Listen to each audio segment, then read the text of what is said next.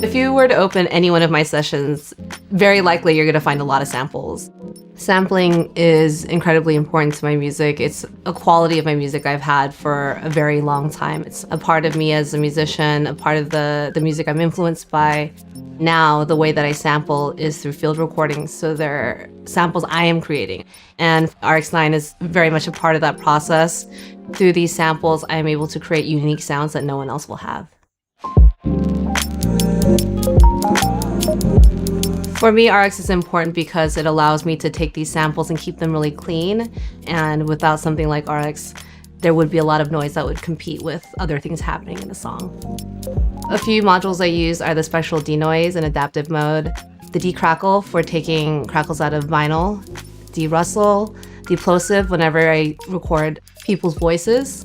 The module I use the most is probably the Spectral denoise. I find it the most universal, and it's pretty important when you're out in the wild recording sounds. I have this really interesting moment where I use music rebalance, and basically I had done this remix of Every Woman by Chaka Khan. It featured Tinashe. The thing is, I was meant to make this remix without any a cappella, and at the time I didn't have Tinashe next to me. How was I gonna do this? I extracted the a cappella from the original version that Chaka Khan had sang and built the remix around her vocal, which we ended up replacing with Tinashe's vocals. And she actually referenced those in order to sing it. A more far out way I've used RX is this one moment where I was sampling my cat, and I just took my phone, put it up to him, gave him a little scratch by the ears, recorded him purring, took that into RX, used the Spectral denoise, took out the room noise, and put it into a song that someone will hear one day. For me, if I were to describe what RX is to someone who's never used it, if you're a sculptor and you have a block of clay, it's like the tools that you use to kind of whittle that down into what you want it to become. And that's what it is to me. That's where you're going. Sorry.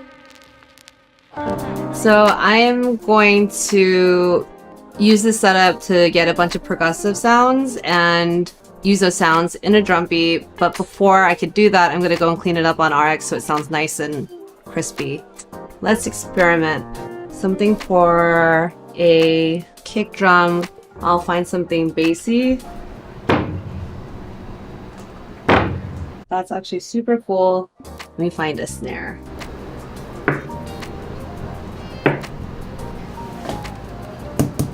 Okay, I'll use this for the hi-hat. And I think I have enough sounds to use.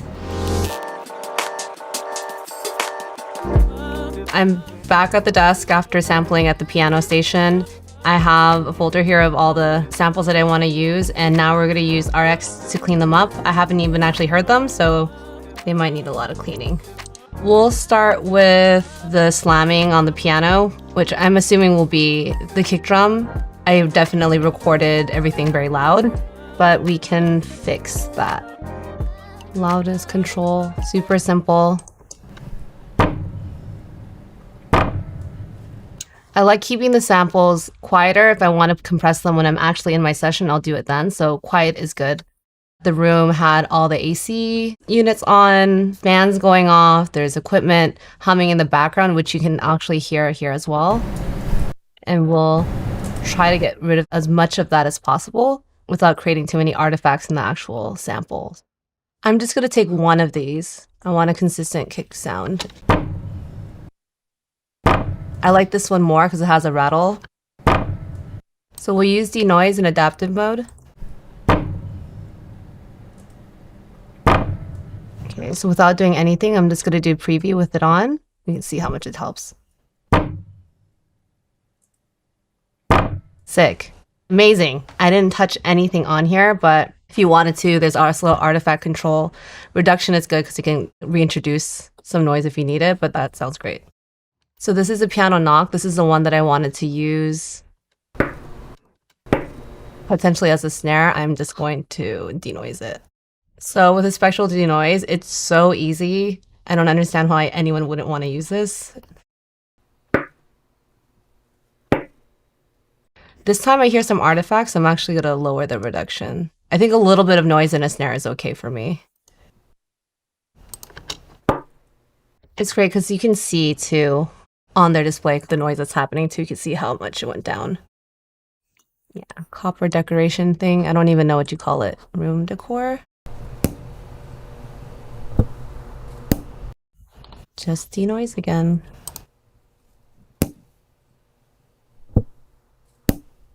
I think all my samples sound spectacularly clean.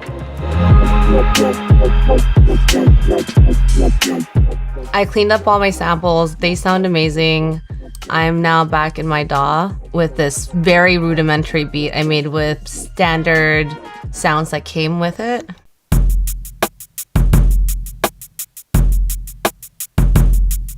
It's not super exciting, but what I do in quite a lot of my music is take samples, sounds, drum sounds, you know, library sounds that everyone has, and put these type of samples over it. So let's say piano slam, that's the one I wanted to be the kick drum. Why don't I layer that first? So the knock is the one I wanted to be a snare, so I'm gonna go and layer that over this standard basic snare. And the copper decoration, that's gonna be my hi-hat for now.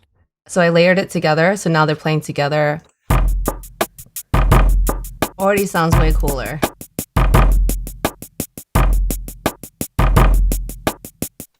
So now you can hear it has that cool rattle from the piano, but before, just the kick by itself sounded like pretty basic. And together it sounds like this. If I had all that noise in there, I think that the kick wouldn't be as round and as clear. You wouldn't be able to hear that attack in the sample that I recorded. Same thing with the snare. So it would just sound like this. The piano knocking. It's like that. Together it sounds pretty cool. You know what I'm gonna do? I'm not gonna even use the snare. So the sample is so nice and clean, I'm just gonna make that the snare. And with this hi-hat, let's see what it sounds like on its own.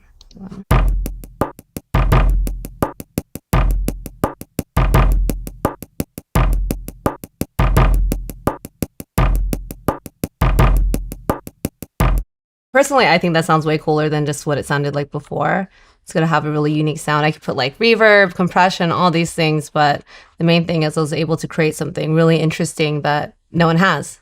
And in the case of the kick specifically too, it was so good at keeping that rattle inside that piano slam with my palm without allowing any of the outside noise to kind of go and mess that up. So it's very unmuddled, which means that when I go to mix this, it'll be a nice clean mix with the right amount of dirtiness to it. And I think for me, the dirtiness is just using the live sound. I don't really want the room noise. I don't really want the fans or the AC. So it sounds so clean and amazing, and I can make my own sample pack like this just from using RX on these field recordings that I use.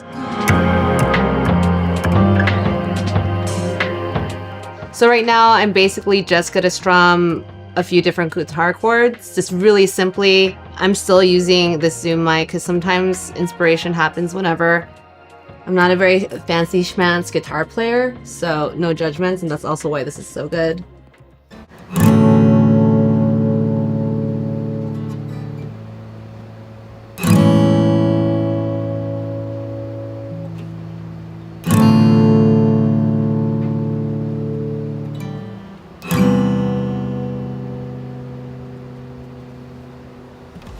I now imported the guitar I just recorded from the Zoom, and we're gonna pull it into RX9.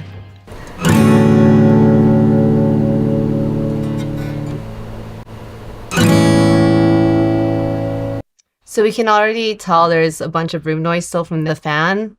You can hear the pick quite a lot too, so I'm going to, again, denoise it. This will be interesting too, because it's with the guitar instead of with something more percussive.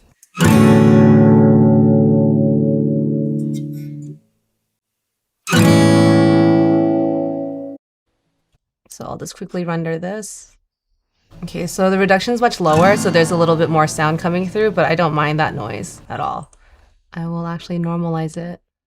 Okay, looks good. So now I'm going to use the guitar denoise, which is great, but I have a lot of pick sounds.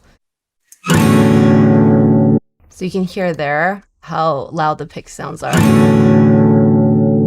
and it has this like clicking sound I don't like.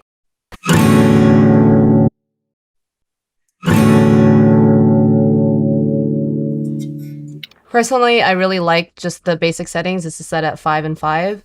If I wanted to get more into it, I'm sure I could scalpel out the pick sounds even more, but for how fast I'm trying to work right now, perfect. So now I've gone and actually put this back in my DAW.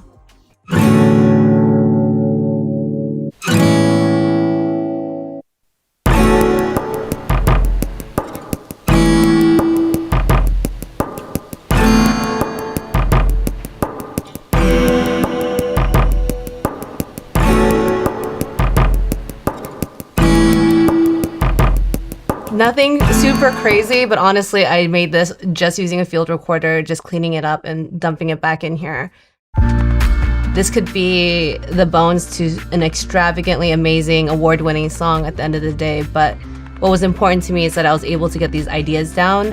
Having a tool like RX is so important in terms of my process and making sure I get my ideas down as soon as possible. I think noise and disruption is what keeps things alive and real. But to be able to control the noise when you're mixing is also important.